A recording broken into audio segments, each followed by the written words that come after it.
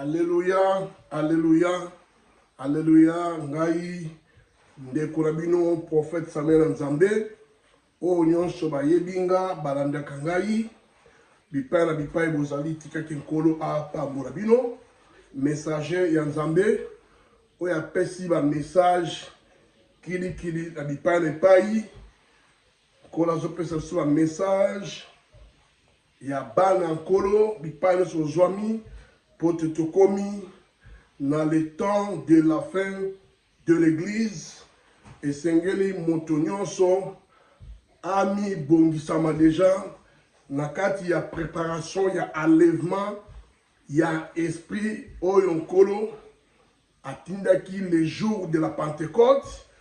oyo ezosala misala na moto nyonso azo accepter Christ comme Seigneur et Sauveur. Nde ye alliance wana eye kati na ye nde babengi ye fils de Dieu. Ceux qui ont accepté Christ comme Seigneur et Sauveur te okozala pe mwana na Nzambe te pe alliance oyo ya Saint-Esprit na Nzambe yende Nzambe akovanda na kati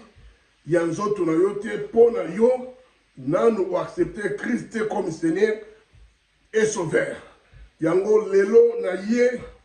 kopesa message oyo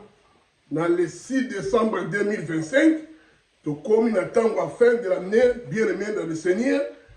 yango eboni kopesa bomo na yo pa na nkolo Yesu po tie makambo ekomi ebele na mokili o se repentir po te temps eza lisusu te le temps de la fin de l'église yango na kopesa na mokanda na Jean chapitre 5 na verset 24 Mutu azwa par na ye na mokanda na Jean chapitre 5 na verset 24 nini Bible etali sur la kati ya verset 24 oyo pe je lis au nom de Jésus-Christ. En vérité, je vous le dis, celui qui écoutait ma parole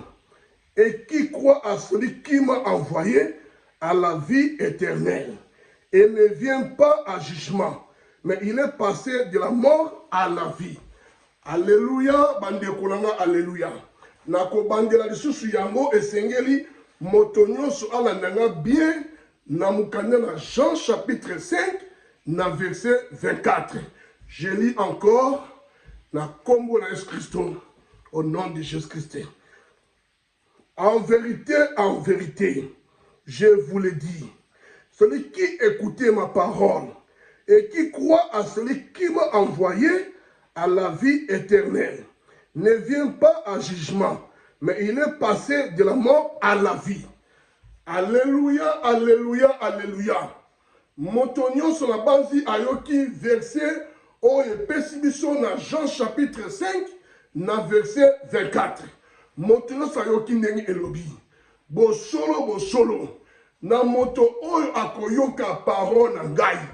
na oyo atindi ngai pona pesa bino liloba pona mutu azala na vie éternelle ne akopase na mort pe akozonga na bomoi pote ozala na kati ya vie éternelle banani wana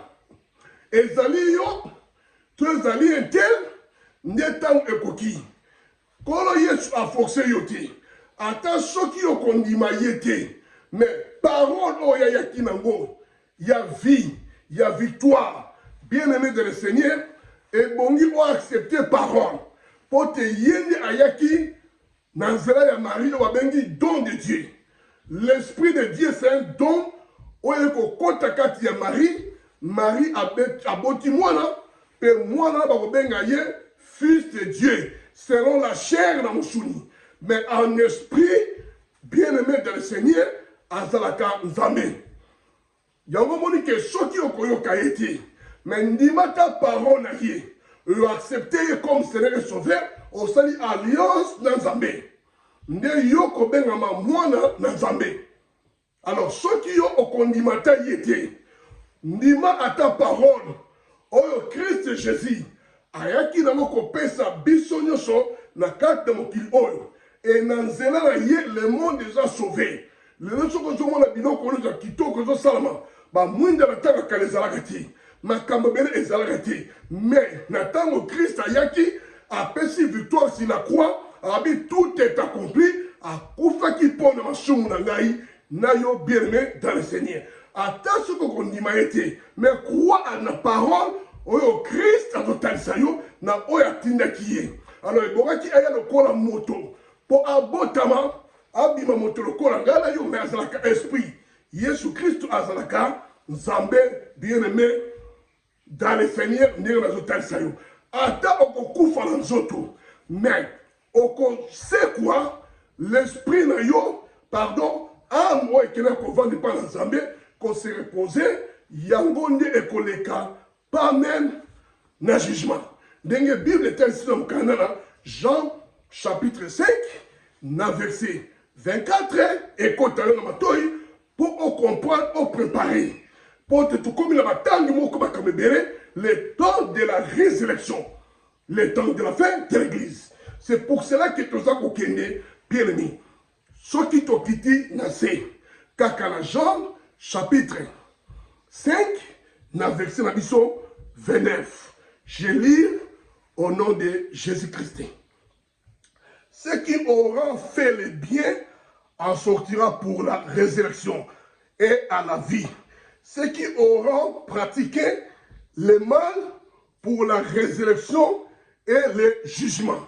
Bien aimé la base, oyoki yango très bien. Nako répéter yango lisusu mbala mibale poti ekotayo na matoi yo moko tango kofongola Bible na Jean chapitre 5 oto tangi na 24 sikoto okele na verset 29. Je lis encore la Combo de Christ. Na bandeli. Ceux qui auront fait le bien en sortira pour la résurrection et la vie. Ceux qui auront pratiqué le mal pour la résurrection et le jugement. Parce qu'on parle Nabino komi bali. Naba oyo bakufaki bayambaki Christ comme Seigneur et Sauveur. Bangondi o basalaki bolamu na mokili. Batambolaki la crainte. Ndenge Bible dit que la crainte de l'Éternel, c'est le commencement de la sagesse. Bangondi batambolaki na boanya, na kobanga masumu, na ko inviter le monde présent. Yangonde bango batambolaki na Nzambe ensemble. Yango bien aimé loko na kwa kisayo. Bangonde basekwi po na bolamu na bango na bien ndenge bayambaki Christ comme Seigneur et Sauveur. Comme Seigneur et Sauveur, bien-aimé dans le Seigneur. Landa prophète Samuel en Zambé malam. Banda kozwa eloko moko pona yo. Yango tobi ke batu o bakufaki, o batambolaki mabe. Bangonde bakokende directement la jugement. Pote ba pratikaki makambo nyonso mokili mabe. Kokota bakisi, o wana basali ya Nzambe. Bazokota koluka bakisi pour bakile ko servir Nzambe. Na bakisi pour te bafika bandimi ebele mais kotala yebo vie de prière zéro pour te akota nzela bakisi pour na kuamvutaka na kati ya lingomba la Nzambe bakoti bakisi bipane pai ko buma batu ko tela poison ko bwakela bambasu makamona ezosila te bien yango esengeli basali ya Nzambe tangu ekoki kolinga te oleka na jugement lelo zozo liozomela mais lobi habite nini kosalama tangu yango on se repentir pour ozala non jugé obongisa bomo na yo pote voyage dans Nzambe et bani ko se préparer ni bilobi ke le royaume de Dieu est proche et ça déjà pembeni na biso et zo c'est la kaka prêt à l'évangile de l'église de Saline et ça yango ebongi bien aimé o sosola makambu nyonso ezo le karakati yabo mona yo après le jugement nini ekosalama soki nkolo asambisi bato bapratikaki mabe na mokili sikoyo nini ekosalama mpo na problème na bango oyo bakozala juge bakokende wapi yo mokomi sosola place nini yo kokende après jugement na yo yo tambolaki mabe olingi kotika vie ekobo te olingi kotika basonge te olingi kotika kokota bonganga te mokolo yango okozala wapi tika via ekobo tobani ko parler makambo oyo banda tamula yi Bible dit que fouillez l'impudicité, résistez au diable, il ne fera loin de vous. Yeba ko kima yango, poti yango ndi ko ratisse yo bokonzi na Nzambe. Masumu ko ratisse yo bokonzi na Nzambe. Sambela pona ko banga Nzambe, ko sambela te po amona ko na kendaka église. Non pas, c'est pas ça. Mais sambela po yeba conduite na yo, on mi pesa ngo dans le Seigneur. Oya mikabaki pona yo, ne azala posa, il y a changement, nakati, il y a bon mona yo, bien aimé dans le Seigneur. Yango matia oyo, eye epana yo, bien aimé et epana yo, pour comprendre nini, kolo azoko senga, ngai na yo, pour te pratiquer, ma belle suscité, to koma bande na Nzambe. Yango après jugement, nini ekosalama, bipai ozali moko na moko, ami banda komituna, après jugement, est-ce que Nzambe, akotika biso to vivre, to nini, bato bako vivre éternellement, eza bato ba pratika kibolamu, bangonde basala kibolamu, bangonde batambola ki, kotosa la parole, yango yeso to senga na yo, ata yo ndimaka Yesu te, mais ndimaka parole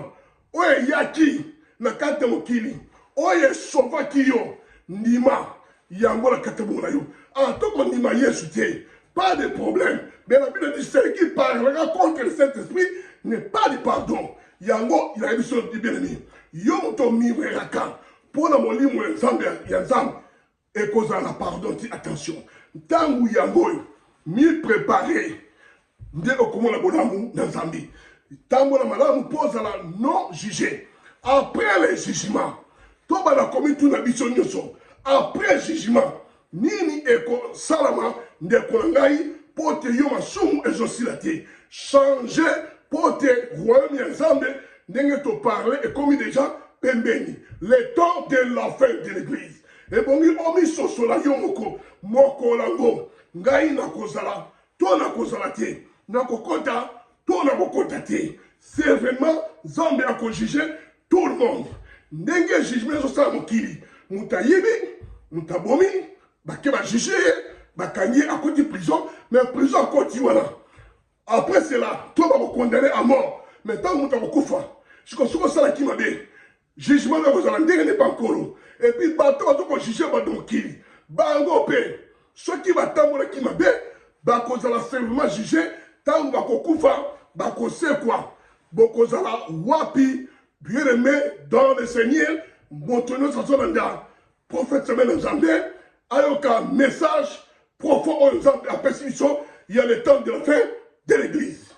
yango nde kolangai to kotanga na mkanel Apocalypse na chapitre 20 na verset 10 to Apocalypse le bina biso ni na verset 10 Apocalypse chapitre 20 verset 10. Je lis au nom de Jésus-Christ. Le diable qui le séduisa fit jeter dans les temps du feu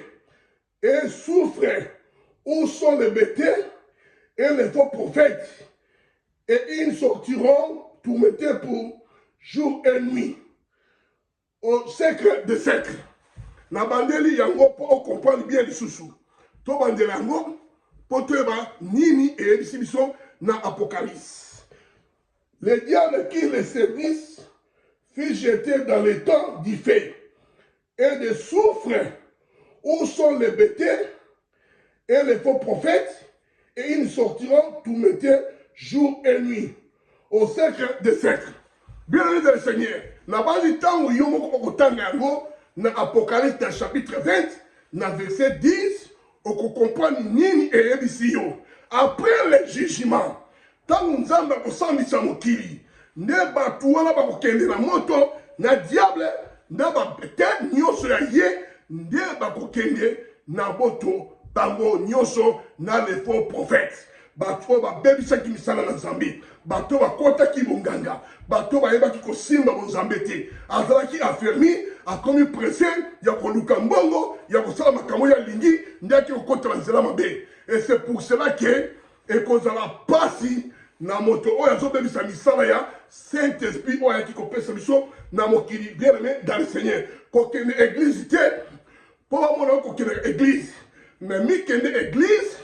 koyeba korespecte parole oyo Christ Jésus ayaki nango mpona kopesa biso na mokili yango nde epesi mokili victoire yango na biso bien aimé dans le Seigneur changer conduite na yo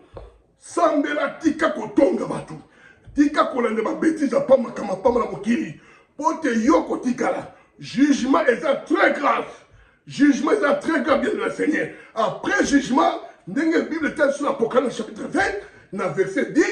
tokokende wapi na moto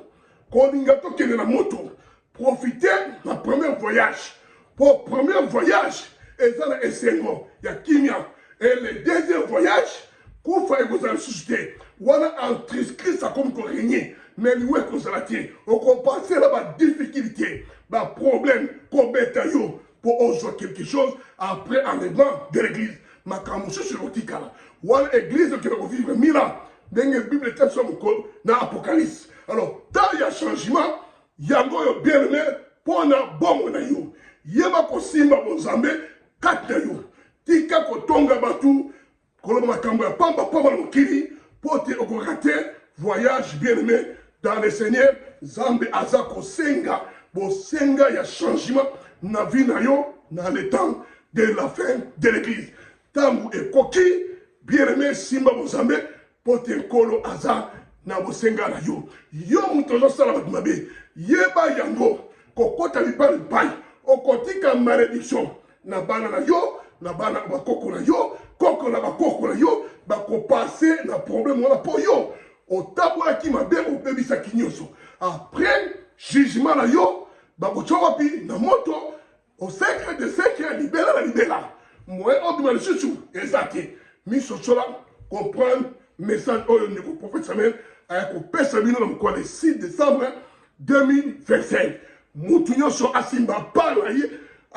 asimba sosola ntango ekoki kolo apambola mutu nyonso oyo alandi ndeko prophète Samuel ya nzambe na message profond nzambe apambola bino merci mingi bye